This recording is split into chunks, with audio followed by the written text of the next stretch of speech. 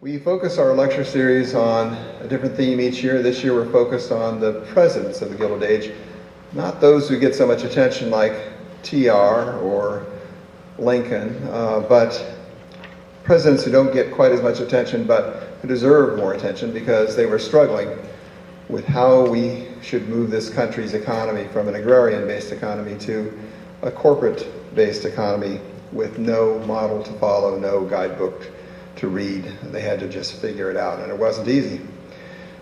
Our sponsors for this lecture series this year are Max and Victoria Dreyfus Foundation and the Palm Beach Post. We very much appreciate their support. We webcast all of our lectures live, so if you don't happen to be able to join us for one of our Sunday lectures, you can join us via the internet live from anywhere in the world by simply going to our Whitehall Lecture Series webpage and clicking on the button there that will download a short routine which allows you to join the lecture, hear the audio live, see the same slides, the audience that's present can see, and even submit questions. And so I thank those who have joined us today for the lecture.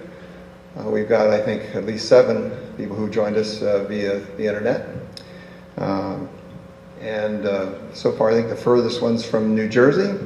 Last year we had some gentleman from Scotland who joined us for each lecture. So something to keep in mind. We also capture these lectures via video, and we edit in the slides and the audio and put that onto something you'll find on our website called the Gilded Age History Channel.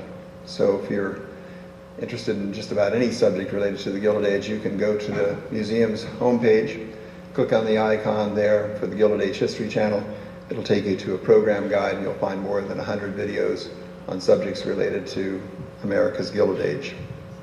You have at your seats a couple of printed items. You have a postcard for next week's lecture on Grant. You have also a season program guide which outlines the many programs available here at the Flagler Museum throughout the year. Music series, lecture series, exhibitions, and so on. There's always something going on here at the museum, and we hope to see you at those other programs as well. Our lecturer today is Scott Miller. Scott is the author of a book called The President and the Assassin, McKinley, Terror, and the Empire at the Dawn of the American Century. Scott has worked as a journalist for the Wall Street Journal and for Reuters. He spent a couple of decades living outside the country in Asia and Europe, and he's reported for more than 25 countries. He's also written for the Washington Post and the Far East Economic Review, among others, and he's been a contributor to CNBC and Britain's Sky News. So he's a very experienced journalist, and he's here to talk to us today about President McKinley and the effect the assassination had on this country. I believe Scott's got relatives all over the world. His father's in San Diego, his kids are in Seattle, his home base, and his wife is in Switzerland, and they've all said they're going to try to log on to hear this lecture via the internet. So I hope they're with us this afternoon for the lecture. So without further ado, please join me in welcoming Scott Miller to the Whitehall Lecture Series.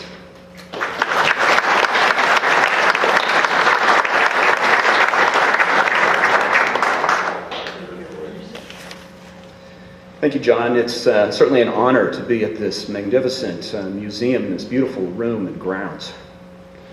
You know, one of the fun things that I got to do when I was promoting this book, when it first came out, was to go on The Daily Show with Jon Stewart.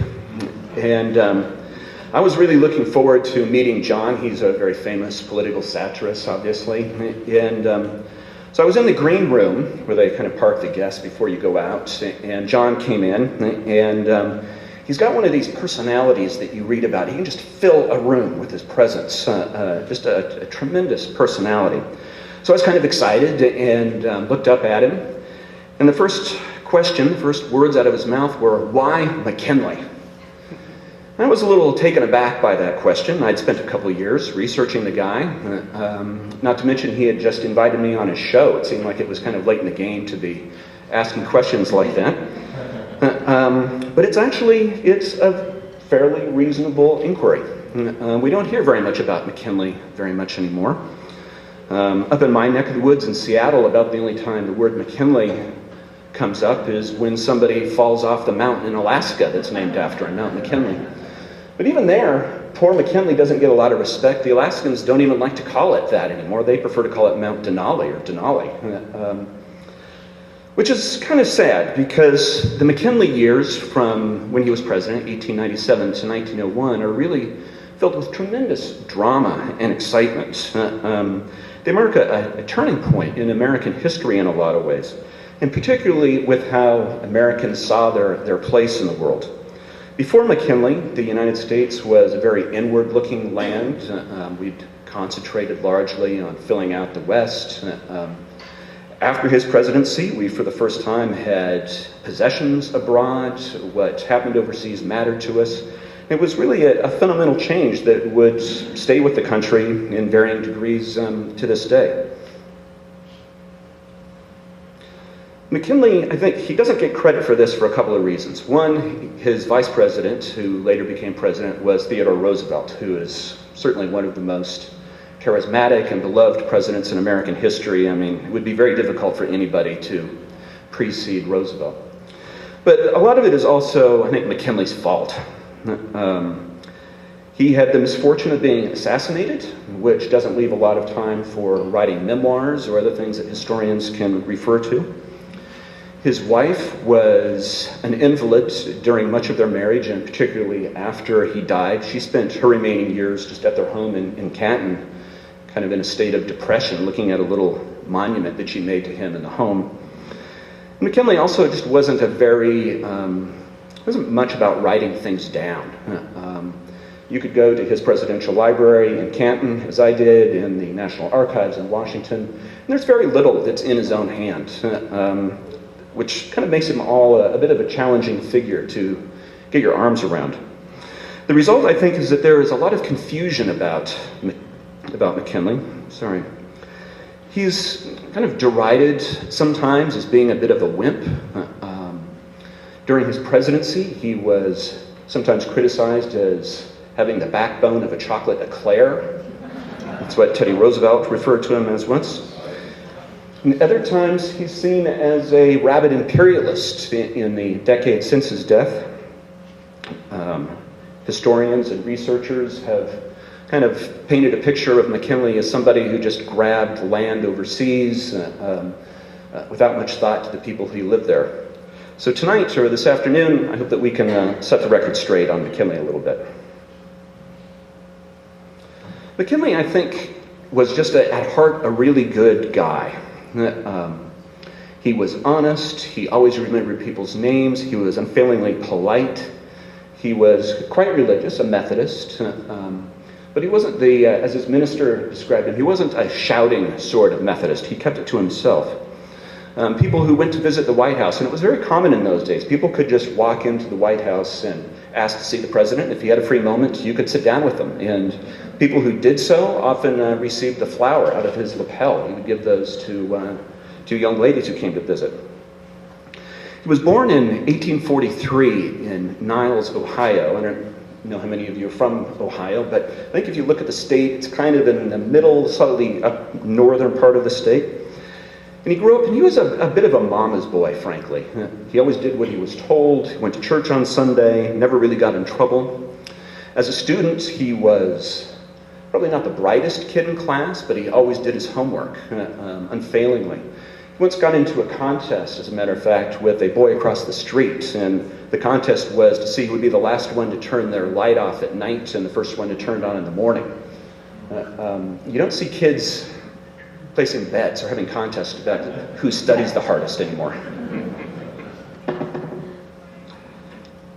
But it was during the Civil War that McKinley, as many people in his generation, really kind of came into his own. He was a commissary sergeant in the 23rd Ohio Volunteers, and it wasn't the most glamorous job in the world. I think he wanted to kind of be up at the front with everybody else. But he got his big break in the Battle of Antietam, which I think still ranks as the bloodiest battle in American history. His troops had set out that morning, and many of them hadn't had a chance to eat breakfast, and they had fought all day. And their advance kind of came to a stop in a ravine by a river, and they had no supplies, and it looked like they were going to be going to bed that night without dinner. So McKinley, against the advice of a couple of senior officers, loaded up his chuck wagon with meat and beans and black coffee, and took off across this open fields just as fast as his horses could carry him, could pull him. And the Confederates, of course, saw this, and they began to shell him. There were great clods of dirt being thrown in the air. One shell landed near the back of his chuck wagon and damaged it.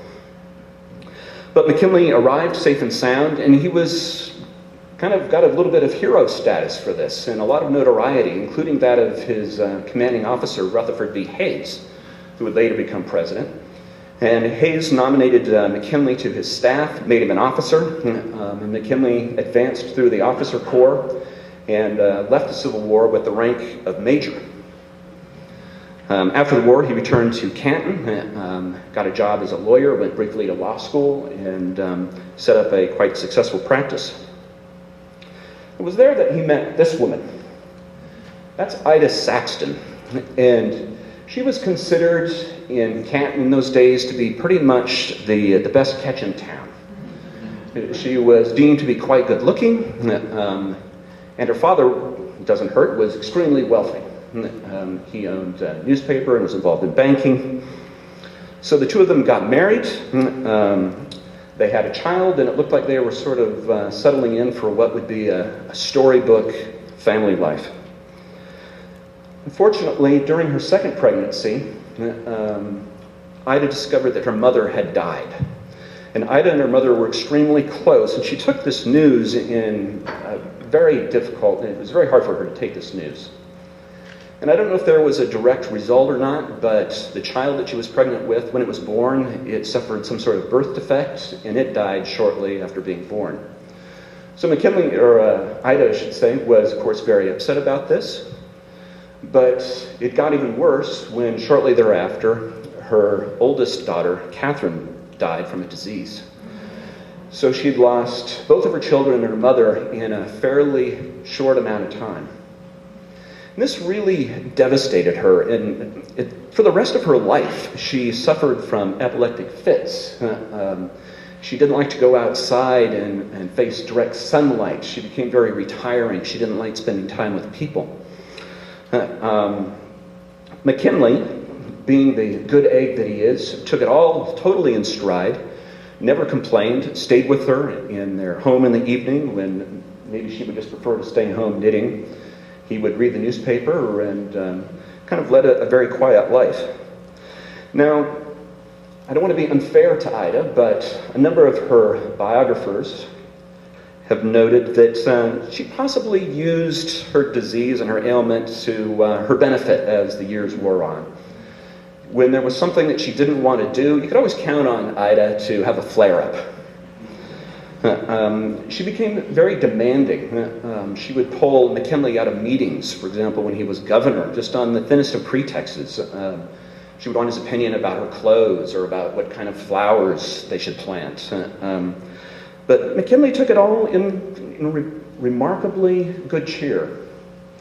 The two of them, McKinley was very ambitious. He ran for Congress, and the two of them moved to Washington, where McKinley became very popular and very well known. He became an expert on tariffs, which are, it's a bit of an arcane subject today, but this was a very important topic for the United States in that time. He was known for really avoiding arguments at all costs. He was a very easygoing guy. He once reprimanded a junior Republican for getting in a fight on the House floor. He said, "Nothing good will come of that." The barbers in the House of Representatives would vie for the pleasure of cutting McKinley's hair because he was a good guy. He always had a good joke. Nothing off color. Everything was very above board with him. They moved to Ohio after Congress, and he became governor of Ohio, very popular one. And he was recognized as sort of having the makings of presidential timber, and won the Republican Party nomination in 1896 to run for president. Now, McKinley conducted his campaign in a way that no president would dream of now. I think partly out of worry about Ida, and also because he didn't rate himself to be a very good speaker. He decided that he wasn't going to go on the campaign trail. He was going to conduct the entire campaign from the front porch of his house. which you see here. It's number 723 Market Avenue North in Canton. Now, this succeeded in large part because McKinley had the support of the American railroad industry, and they offered deeply discounted tickets to groups of people who wanted to come hear McKinley. So people came from all over the country by their thousands. And they would get out of the train and they would march right up Market Avenue North towards McKinley's house. And it must have been quite a scene because there were bands and there were people selling souvenirs and food. All the buildings were covered with American flags and bunting. I think somebody described it as every day being like the 4th of July. Until they would get up to McKinley's house, and then he would come outside. I don't know if you can see him there. Let's see if I can use the pointer. You can see him right there. And he would come out and he would stand on a chair or a box, deliver a few remarks, just short, 10 or 15 minutes. The crowd, pleased, would go on their way, and then McKinley would wait for the next group to show up. And they had something like 750,000 people come to Canton that summer to march up to his house. It's kind of interesting. I'll quickly add that so many people wanted souvenirs of the house itself that they began to pry bits and pieces of it off. And there was actually some concern that the front porch might collapse, and so they had to have carpenters come in and make sure that it was safe for McKinley to appear on. But the campaign of 1896 centered largely around the economy. The U.S. in the 1870s and 1880s and 1890s had suffered a series of just horrendous downturns that would be followed by equally steep inclines and just wild swings in the economy. And the Republicans decided that McKinley was probably the best person to help them recover from the latest of these recessions, which I think had begun in 1893, and it was the worst of them all. And it was very slow in recovering. So big business threw all of their weight behind McKinley. They made massive contributions. I think it was double what the Republicans had received in the previous election. And they also resorted to, I suppose, what would be considered now possibly unscrupulous measures. They would do things like tell their employees that if McKinley wasn't elected, they'd probably be fired. They would put little notes in their pay packets that said, "Don't forget to vote McKinley." Some companies used things called contingent orders.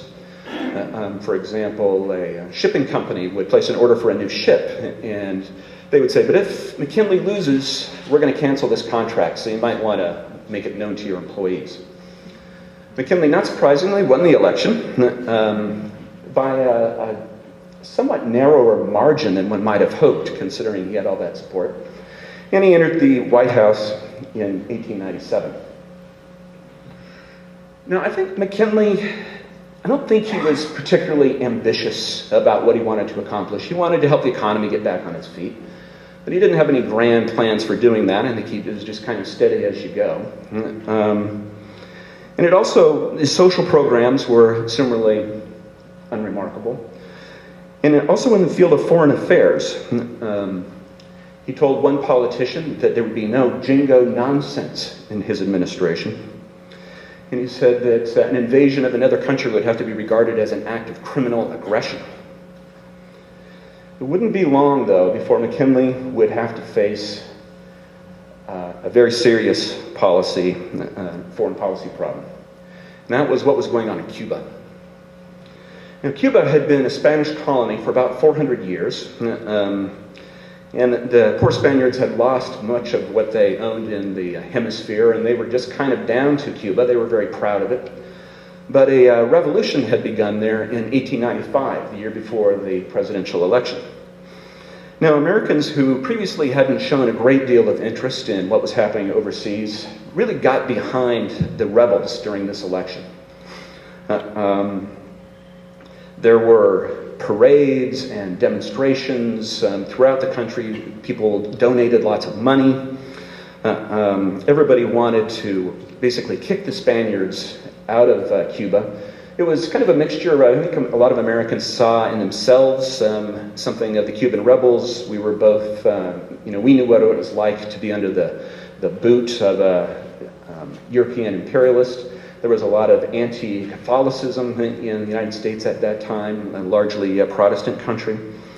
So the pressure really built on McKinley to, in some way, aid the Cuban rebels, primarily by relaxing laws in the United States that would have made it easier for them to purchase weapons. So you see here McKinley, this is in his cabinet room, and it's taken a little bit later, but it was in this room that he kind of wrestled with what to do. And he basically didn't want to get involved. He really kind of went into this dragging his feet. His primary aim in Cuba was just to maintain the status quo. There were a lot of American businesses in Cuba, sugar companies and mining outfits, and he just wanted them to be able to continue much as they had done. And if this meant under Spanish rule, then he was happy with it.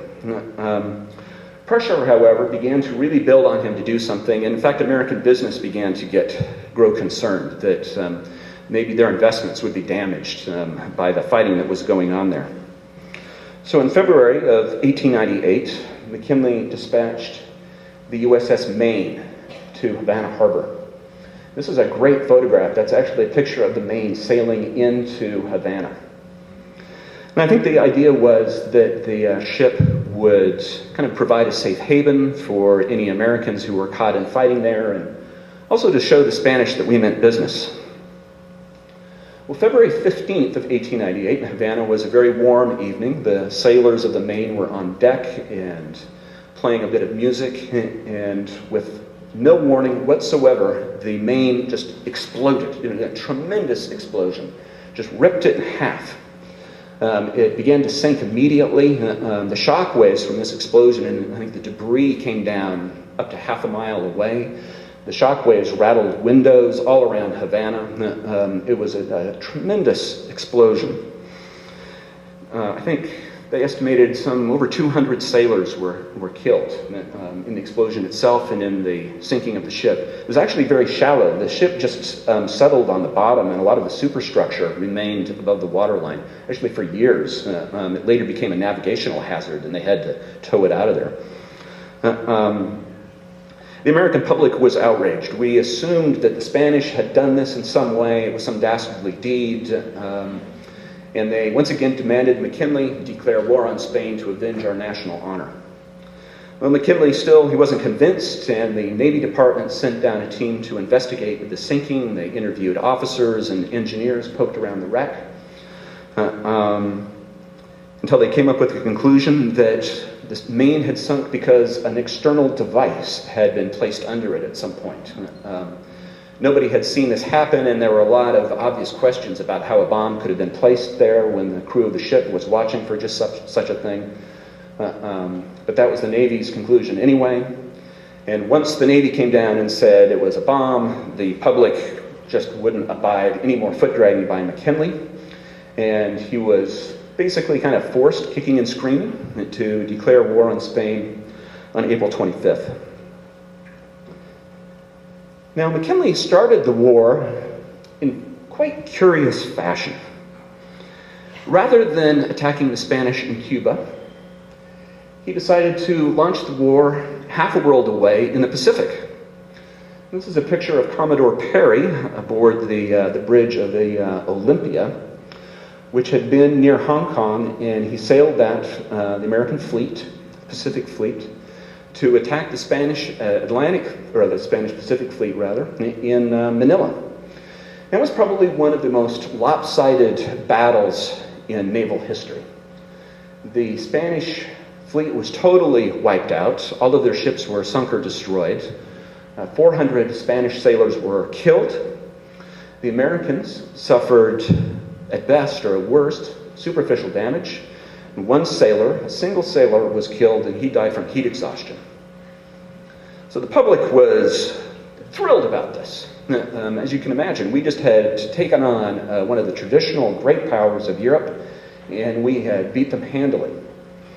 What was even more surprising, though, was that McKinley decided that he was going to send troops to the Philippines. And so shortly after the battle in Manila Harbor, about 2,500 troops set sail from San Francisco for Manila.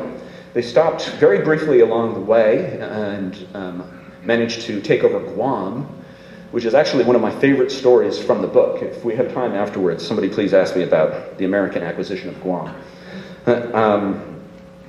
But really, Americans weren't asking any questions at this point about why the Pacific. It was just all such good news. There was one joke that the Pittsburgh Gazette wrote in one of their columns, and I hope my daughters aren't watching, but the question in the joke was, why does McKinley throw like a girl? And the answer was, because he aimed at Cuba but hit the Philippines. Of course, it wasn't long until we got ready for the invasion of Cuba. And here you see troops gathering in Tampa, which was the jumping off point for the invasion. And the public was just so ecstatic about the way everything was going and so thrilled about the war. I mean, the mood really was kind of like a giant Boy Scout jamboree. Everybody was volunteering, no matter of age or military experience. Everybody just had to be part of it. Rich widows even wanted to be part of it. They ordered guns from Germany and donated them to the army with great fanfare. The army was horribly organized. They basically just threw everything they had into train loads or train cars and sent it south. It was backed up for hundreds of miles. There were frequently bills of lading were missing on the rail cars, and officers just found what they needed by just walking down the tracks and opening cars, poking their heads in, seeing if there was anything in there. Fortunately, most of the uniforms were winter weight, which was totally unsatisfactory for a tropical war. Our guns were very out of date. Even the Spanish had better guns than we did. But with tremendous enthusiasm, about 15,000 troops set sail from Tampa in June to make their way towards Cuba.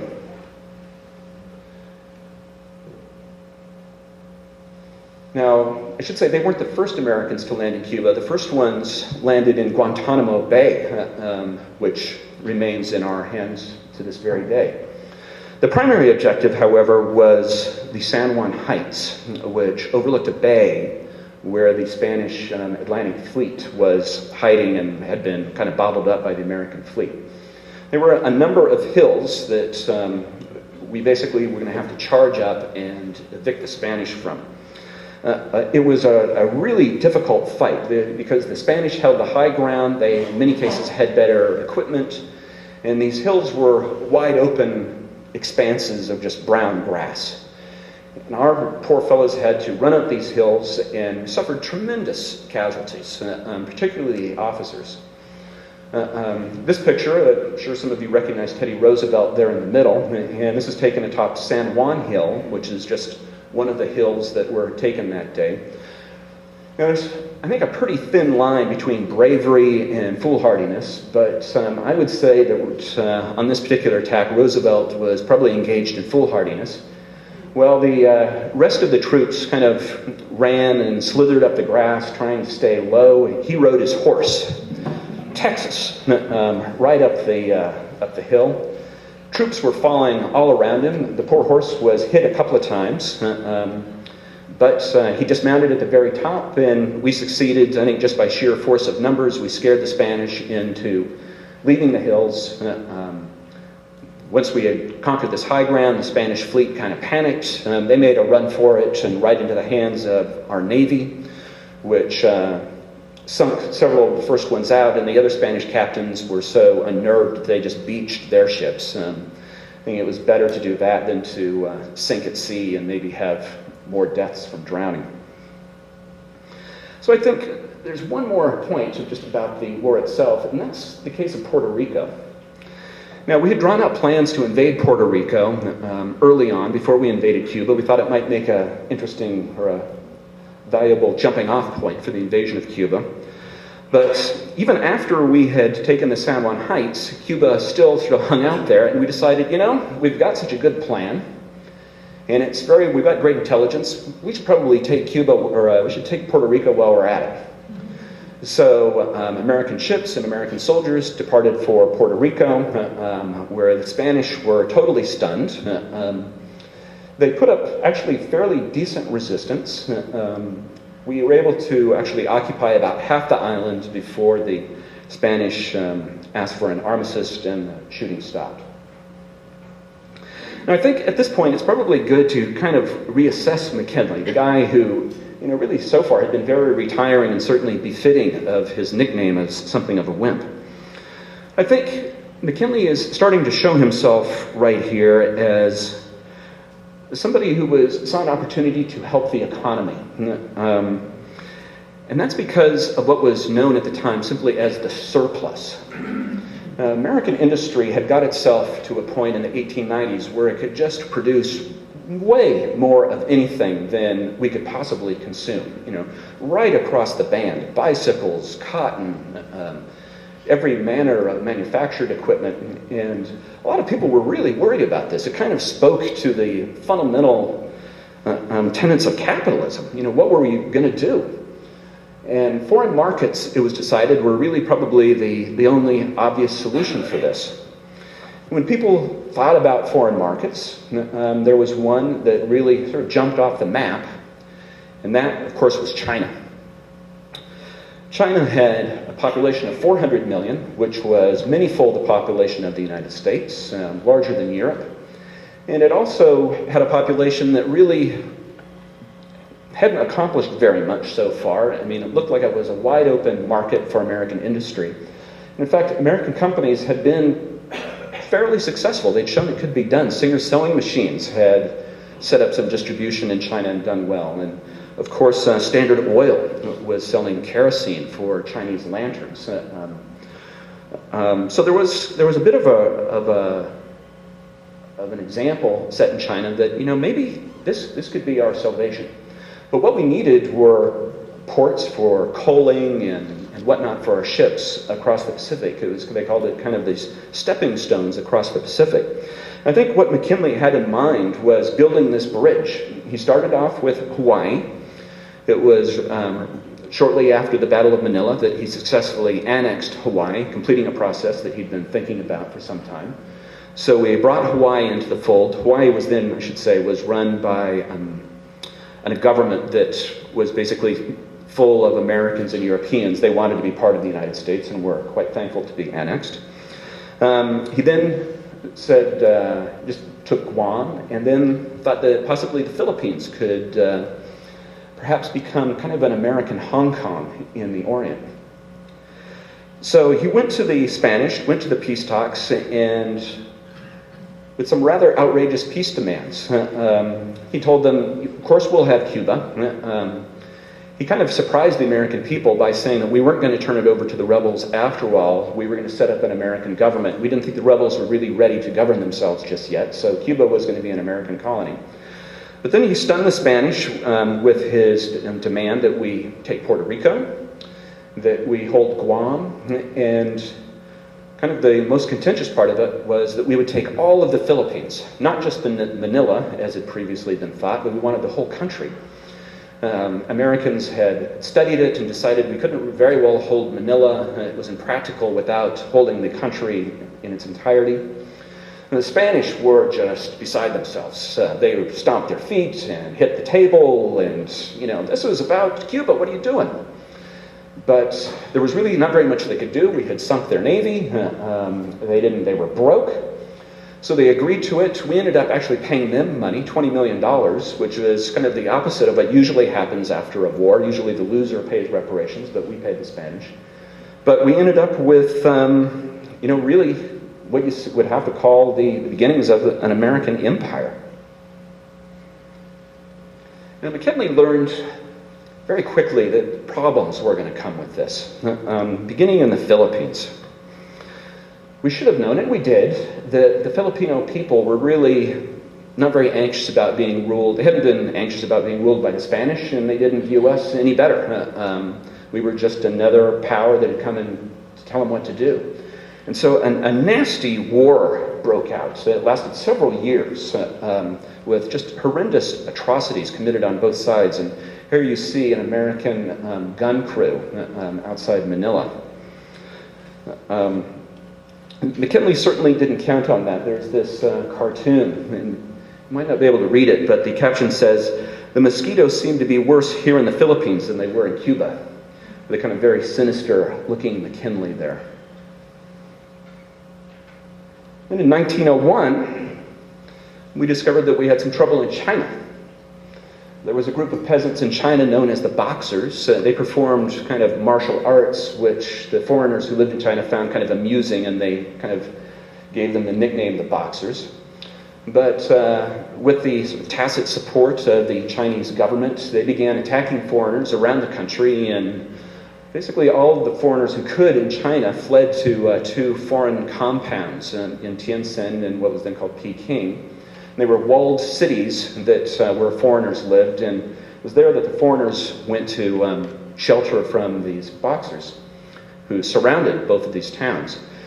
Now, the Europeans reacted without hesitation. The Germans, the French, the Italians, the Japanese, the Russians, they all dispatched troops right away in this grand and glorious effort to liberate the foreign communities. And McKinley was in a bit of put him in a difficult spot. He really didn't fancy the idea of American soldiers fighting shoulder to shoulder with Europeans. These guys were the bad imperialists. These guys, we didn't do this kind of thing. But he also realized that China was important, and we couldn't very well not be part of this. If we weren't, there was some fear that the Europeans might carve China up after the Boxer Rebellion in kind of much the way that they had in Africa, and we might lose China entirely. So McKinley dispatched about 2,500 troops, most of them who had been in the Philippines. We were able to get them there quite quickly. And they proceeded in the very successful liberation of these two foreign communities.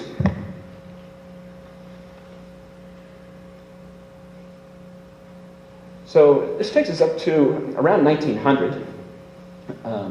McKinley was running for president again. He nominated as Teddy Roosevelt to be his vice presidential running mate. Things were looking very good for McKinley. He was running again against William Jennings Bryan, who he had defeated in 1896. And the economy was beginning to recover.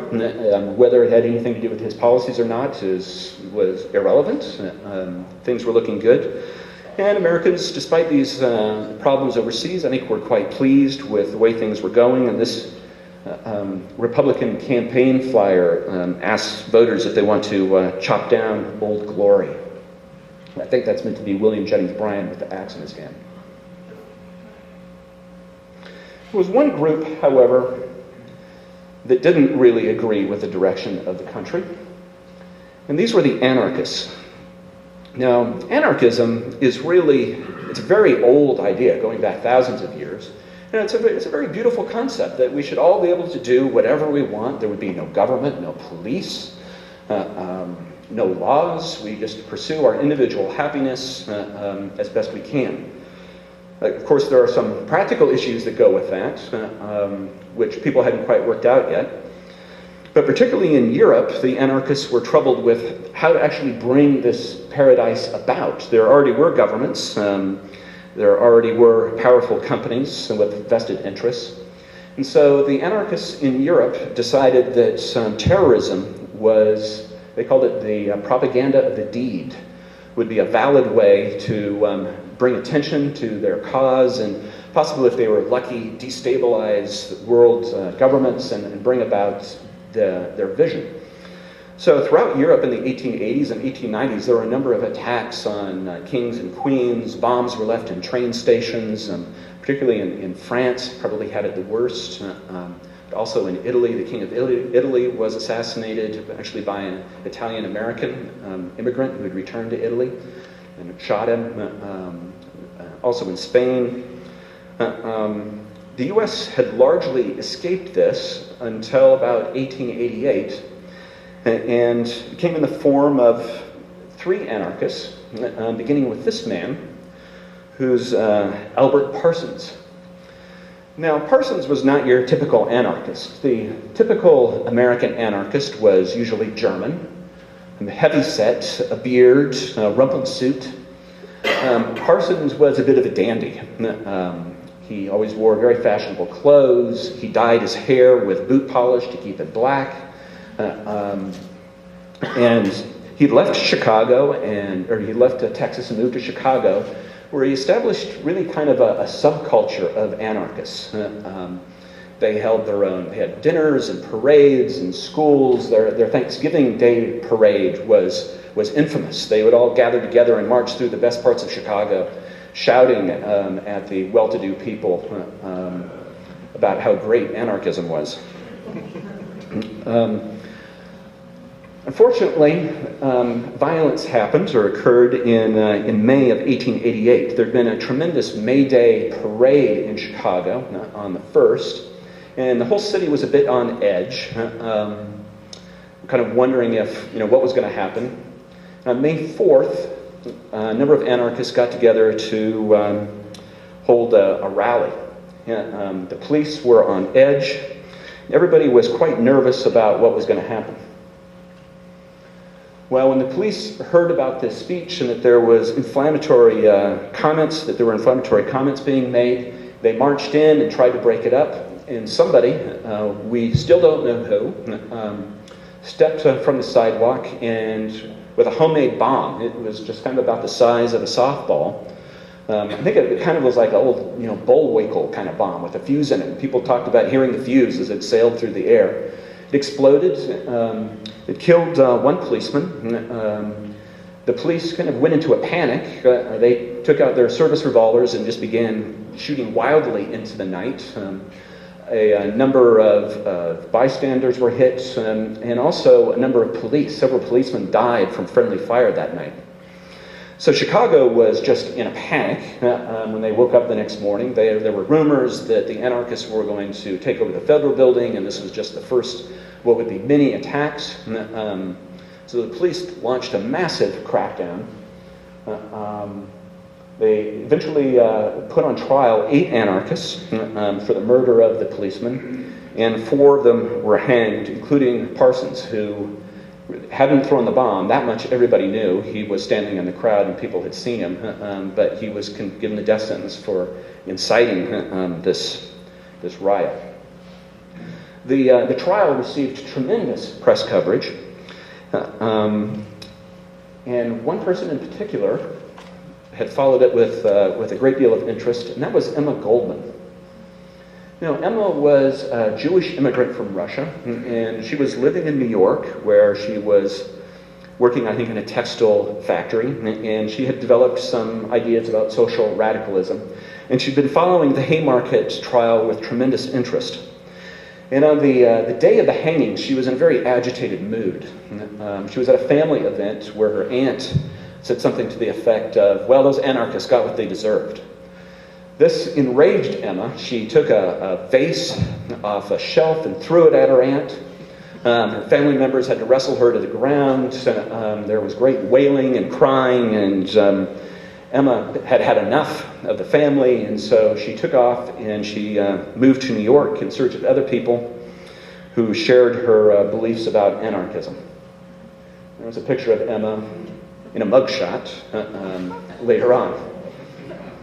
When Emma was in New York, she met another immigrant who shared her beliefs by the name of Alexander Berkman. They moved in together, and they began to plot ways to spread anarchism. And one of the ideas that they hit upon, actually, was to murder Henry Clay Frick, who was a famous industrialist. I won't go into the particulars of the assassination attempt. Frick was shot twice, but managed to survive and subdue Berkman, who was subdued, and the police arrested him. He served a lengthy prison term. The police were never able to pin anything on Emma, even though she had participated in the planning of the attack. And she became quite famous as a result of all this, and she kind of developed a career as a public speaker. And even people who weren't interested in anarchism would go to speeches just to see Emma, who was known as, I think one of her nicknames was Red Emma. She was also known as the High Priestess of Anarchism. And she would roll into towns, deliver inflammatory speech, be promptly arrested. Often she would spend the night in jail, which saved her hotel money. And she kept a book with her to entertain herself while she was waiting for the police to release her and basically escort her to the city limits, and then she would go to the next town and deliver her message. And in 1901, she went to Cleveland to deliver a speech, and it was there that she was met by Leon Czolgosz. Now, Czolgosz was a bit of a sad figure, I think. He was born in the United States of Polish-Prussian immigrant parents. He traveled around a little bit, but kind of the hallmark of his upbringing was that he was a loner. His dad later said that he had really never any friends as a young boy. Later, when he entered the workforce, his coworkers noted that he would never eat lunch with anybody. After work, when everybody would go to a bar, he might go, but he would sit in the corner and read newspapers and kind of gruffly refuse to join anybody else in a card game or darts. Just kind of really socially awkward, I think, as much as anything. In 1897, he lost his job. He was working in a wire steel factory, and he lost his job. And he was very upset about this. He felt like the government and the employers had so much power over ordinary people that things were really out of control. And he began to attend meetings of social radicals and anarchists and communists. And when he heard that Emma Goldman was coming to town, he decided that he had to hear her. I think he stood in the back that day, this is in Cleveland, and her words just really shook him. He said that her words were so powerful that they made his head hurt. So shortly thereafter, Czolgosz decided that he was going to murder McKinley. He read in the newspapers that McKinley was going to appear at the Pan-American Exposition in Buffalo in September, I think it was 4th, 5th, and 6th. So Czolgosz went to Buffalo. He purchased a pistol, a very nice pistol, which also happened to be the exact same model as was used by an anarchist in Europe. And he was there to track McKinley around the grounds. He was at the train station when McKinley first arrived, and he hoped to get off a shot even that early, but there were too many police around. The next day, he followed McKinley, I'm sorry, let me just go back to that previous slide. He followed McKinley to a speech that he made, and this speech was made on September 5th. This is at the fairgrounds, a huge crowd of over 100,000 people. And Czolgosz later said that he was one of the ones in the front row. You can't see him. I mean, it's too bad the picture isn't horizontal.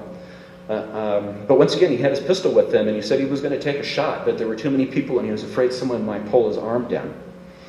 So he decided that the next day, September 6th, was going to be his last chance.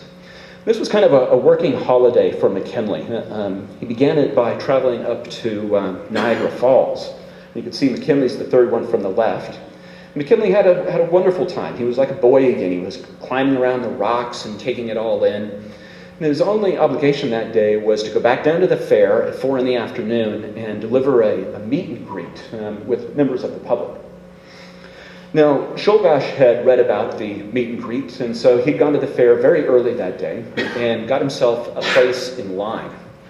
And what he did was he took his pistol and he wrapped a white handkerchief around it.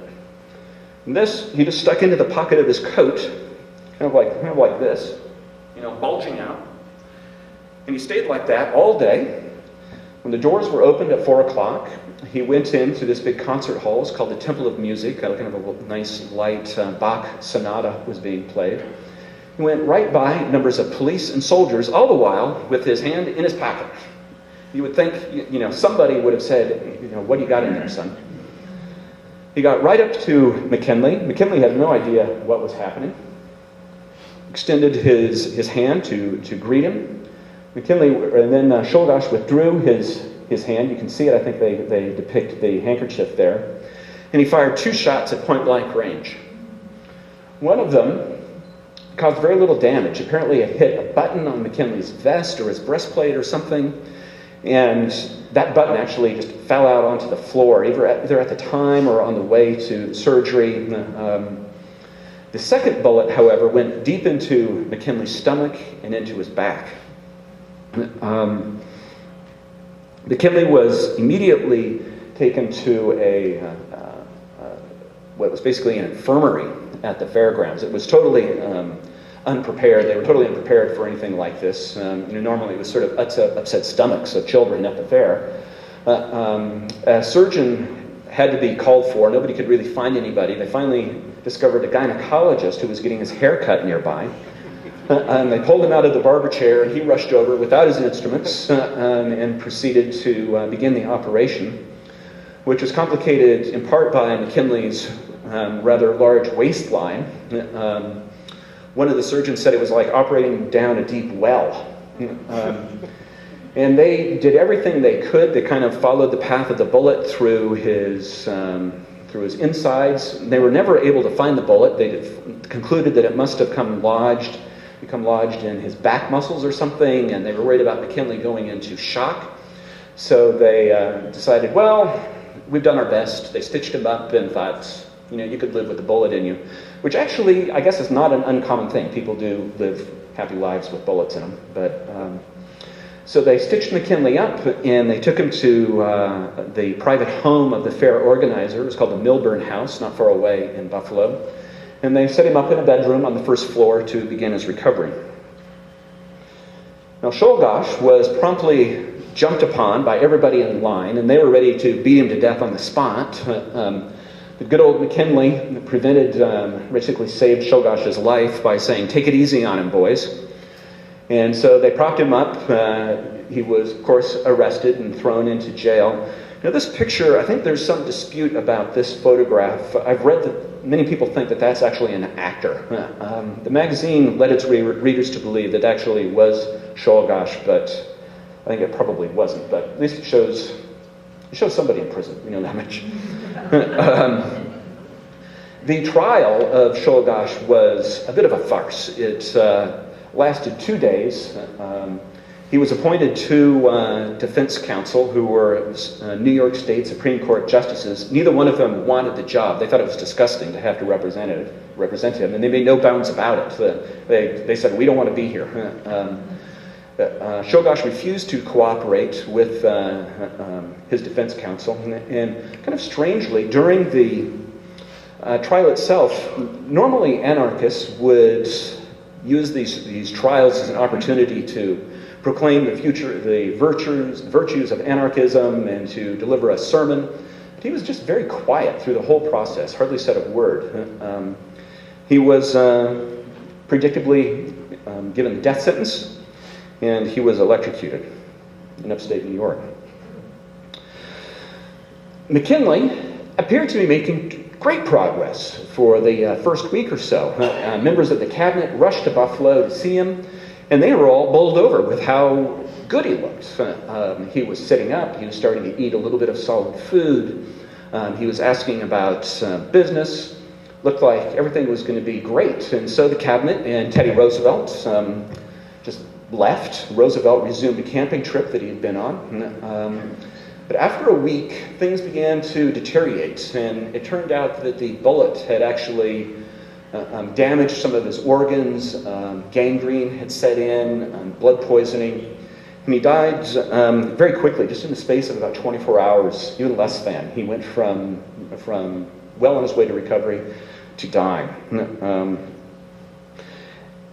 A park ranger was dispatched to go find Teddy on his camping trip, and Roosevelt said he saw the ranger coming with a yellow telegram slip in his hand and knew immediately what must have happened. Roosevelt rushed back to Buffalo. He got there too late and was sworn in as president. So where does this leave us with old McKinley? Was he a wimp, or was he a rabid imperialist?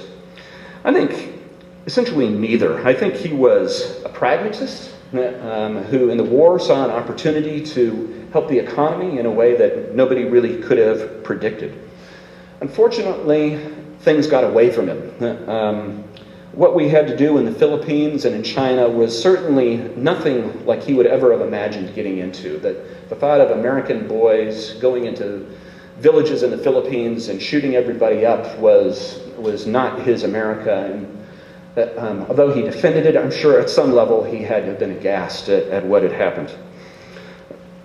Still, though, I think he might not be our greatest president, but his policies and actions really are of tremendous importance at this turning point in American history. And in a lot of ways, they set the stage for the United States moving on into the first part of the 20th century. And right the way up to World War II, you can see the effects of McKinley on our country.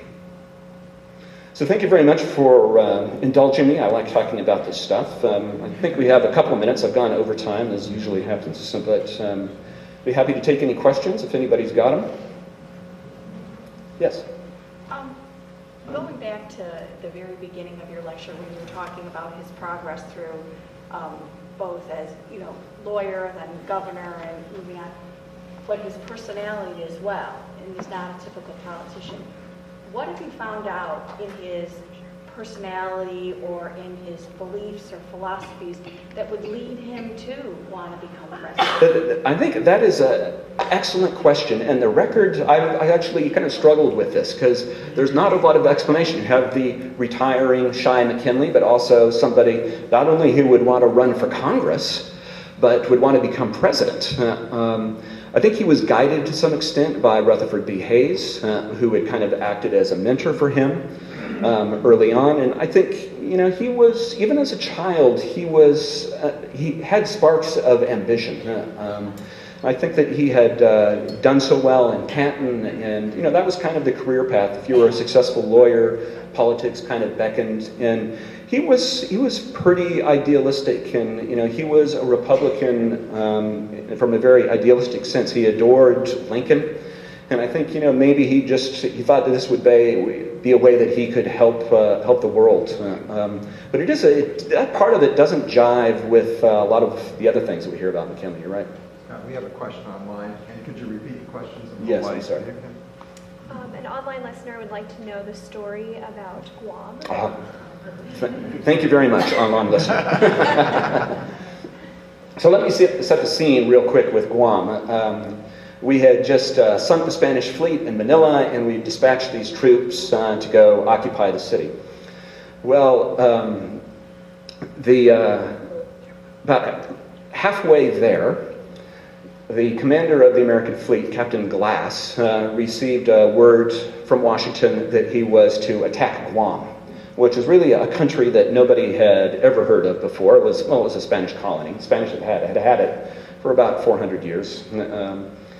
And so he steamed in with the American ships into Guam and got within sight of it and kind of looked around and didn't see much sign of life in the capital. There was no sign. We saw people moving around, but there weren't any warships or anything.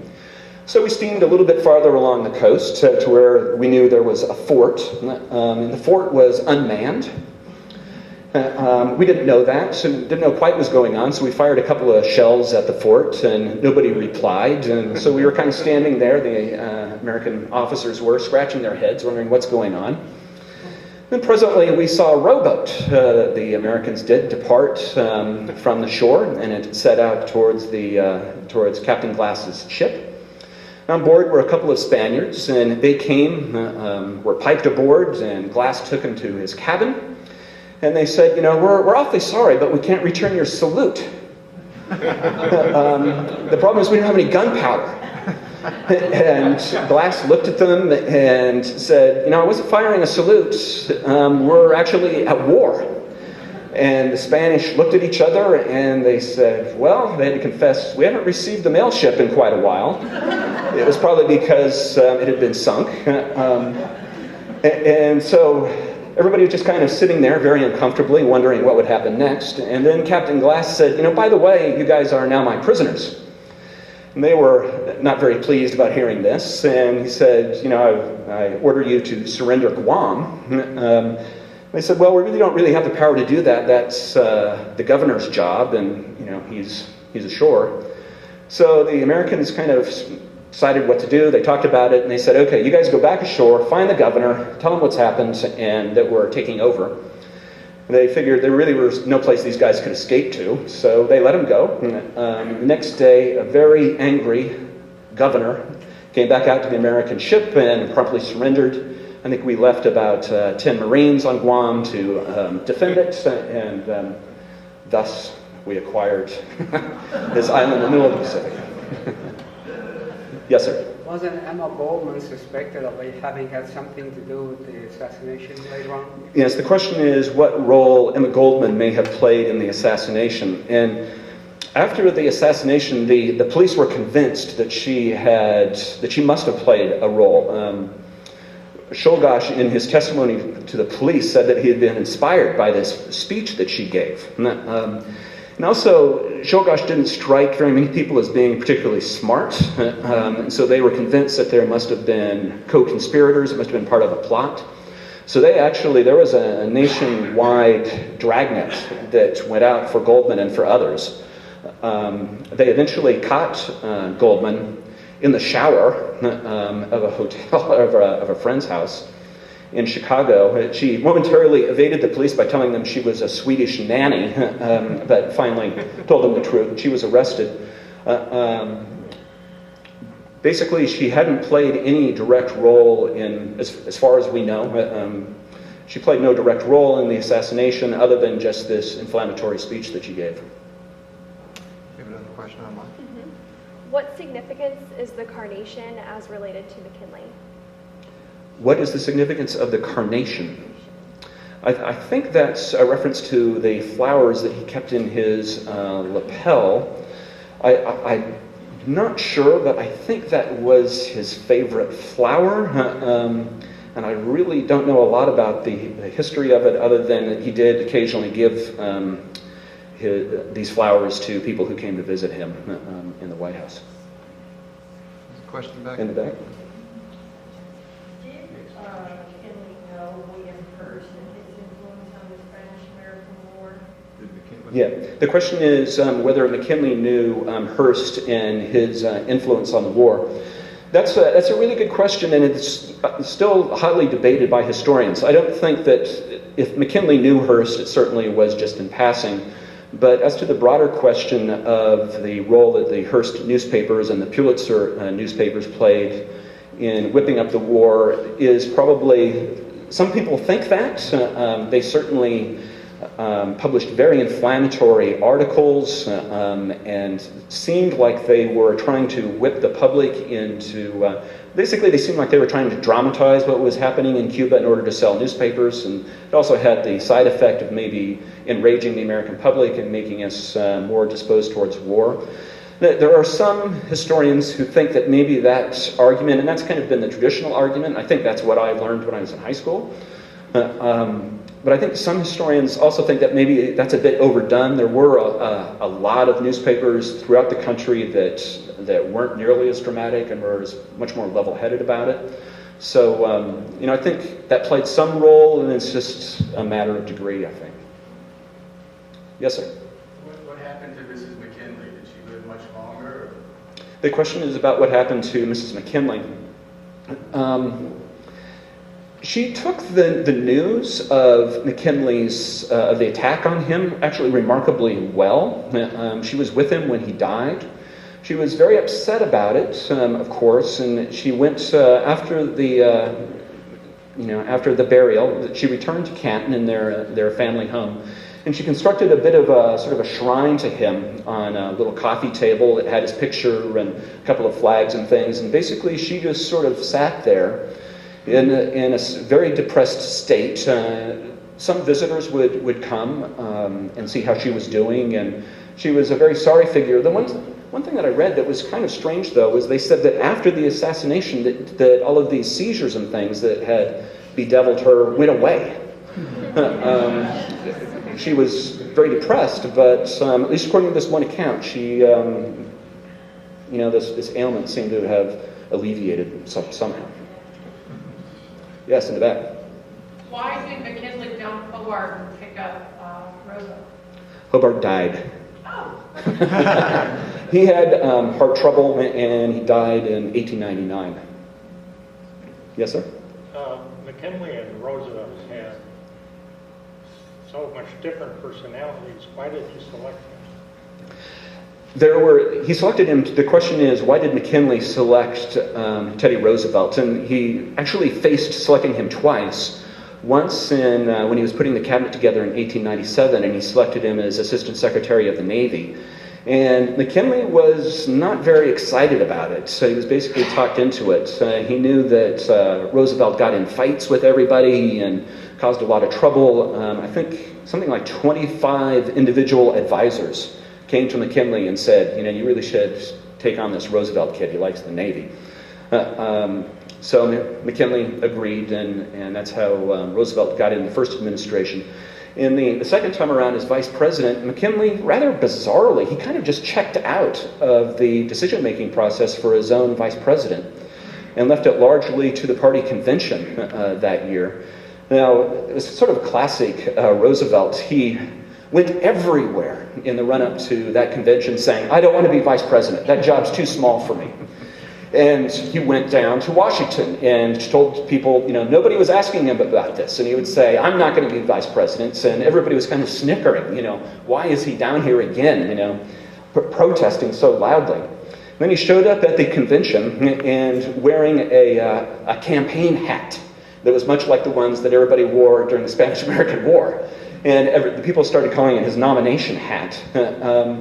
And he actually, the party nominated him to run as vice president, and McKinley, for whatever reason, just kind of held his nose and agreed to it. And, maybe he thought with Roosevelt as vice president, that is kind of a good place to tuck somebody out of trouble. And so that's how he ended up in the second administration and eventually became president. You have another online question? This listener would like to hear you talk a little bit about keeping McKinley's name on the mountain and why he never had time to travel there. The question is about McKinley's name on the mountain in Alaska. McKinley only traveled out west on a couple of occasions, and certainly he never got nearly as far. I don't think he got north of, I don't think he got into Oregon. He was out in California, I think San Francisco a couple of times.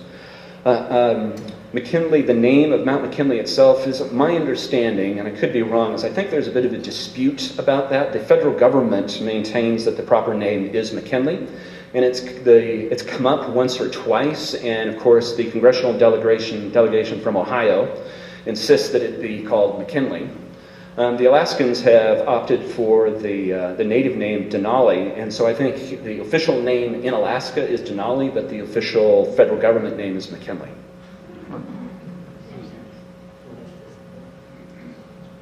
Okay, well, thank you very much, everybody. It was great talking to you.